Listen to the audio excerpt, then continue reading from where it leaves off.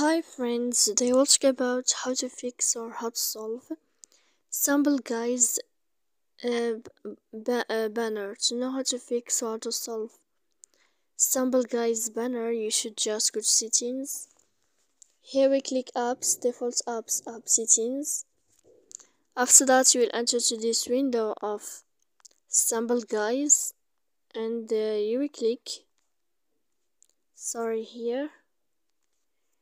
Then this list we click first stop, then we click OK. Here we click storage, then we click clear cache, but don't click clear data because that can cause many errors on your application. So please don't forget to support us by like and subscribe.